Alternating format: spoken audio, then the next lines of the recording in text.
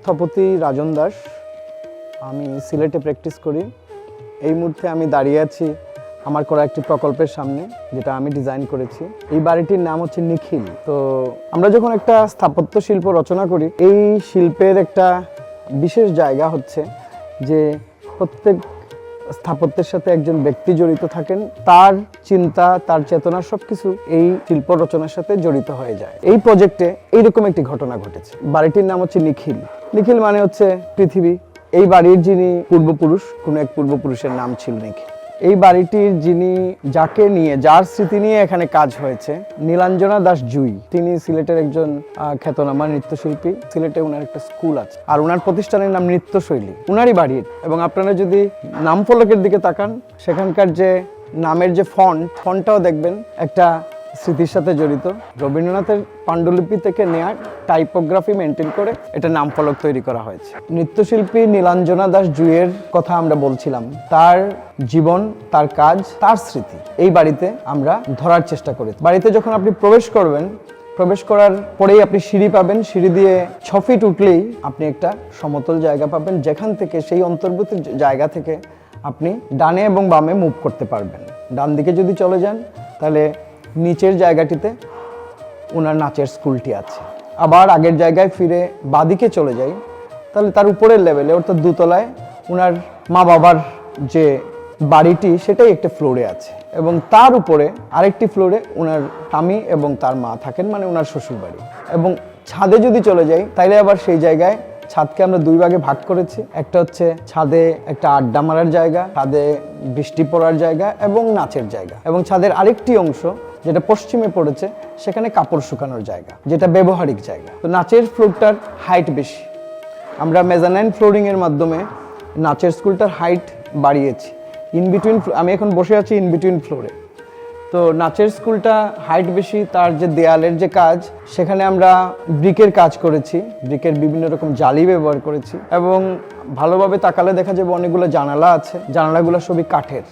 এবং ব্রিকের যে জালি ওয়ার্ক, সেগুলো হচ্ছে ত্রিকোণাকৃতি, ট্রায়াঙ্গেল শেপের এইসব জালি ব্যবহারেরও আলাদা একটা ঘটনা এই বাড়িতে ঘটেছে।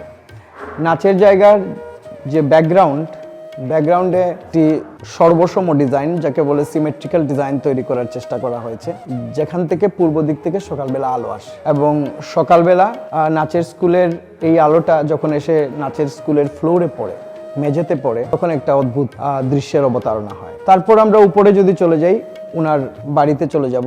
উপরের ফ্লোরে যখন আমি একটা সিঁড়ি দিয়ে যাব, সেই সিঁড়িটা হচ্ছে এল আকৃতির সিঁড়ি দিয়ে আমি আসলে উপরের ফ্লোরে জুইদিয়ের মায়ের বাড়িতে যাব।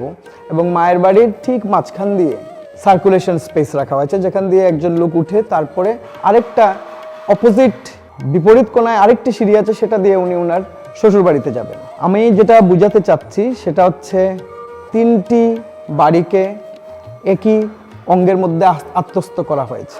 এই স্থাপনায় মূলত এই জিনিসটা একটা প্রধান বিষয়। আর হচ্ছে এনক্লোজ স্পেস থেকে ওপেন স্পেস বেশি, এবং ইনডোর আউটডোর রিলেশনশিপের যে বিষয়টা, ইন্টেরিয়রে বসে আউটডোরটা এক্সপ্লোর করার মতো বিষয় আছে এখানে।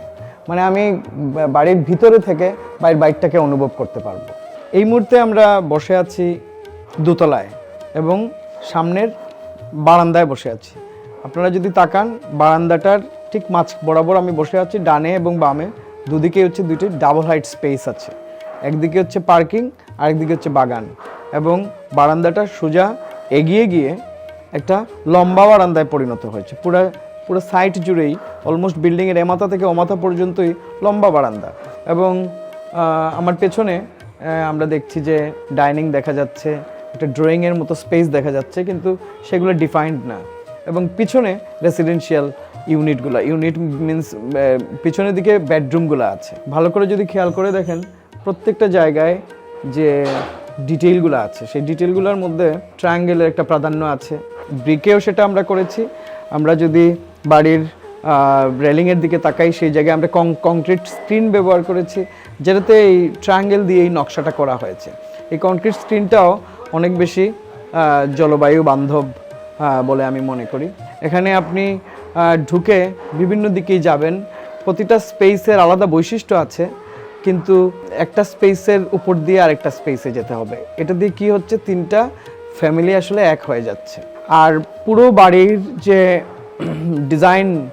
ডিজাইনের যে বিভিন্ন রকম ডিটেইল আছে, ডিটেইলগুলোর দিকে ভালোভাবে দেখলে দেখবো যে আমাদের যে বাঙালি সংস্কৃতির একটা ছাপ এখানে আছে। মানে বাড়ির জানলাগুলোর দিকে যদি আমরা তাকাই, এখানে বিভিন্ন আকৃতির জানলা আছে। কারণ বাড়িটা করতে গিয়ে আমরা কোনো একটা প্রোটোটাইপ শেপের জানলায় আমরা যাই নাই। কোনো জানলা চিকন, কোনো জানলা চওড়ায় বেশি, এবং প্রতিটা জানলাকে আমরা 2 ভাগে ভাগ করেছি। পাল্লা 4টি, উপরে এবং নিচেরটা যদি আমরা বন্ধ করে উপরেরটা খুলে দিই তাহলে উপর দিকে বাতাস আসবে, যেটা আগের দিনের বাড়িতে ব্যবহৃত হতো। এবং কিছু জানলা আছে ফিক্স, এবং জানালার সাথে একই সাথে গড়াত দেওয়া আছে, মানে গ্রিল দেওয়া আছে। আমাদের পুরনো কায়দায় এগুলা করা হয়েছে।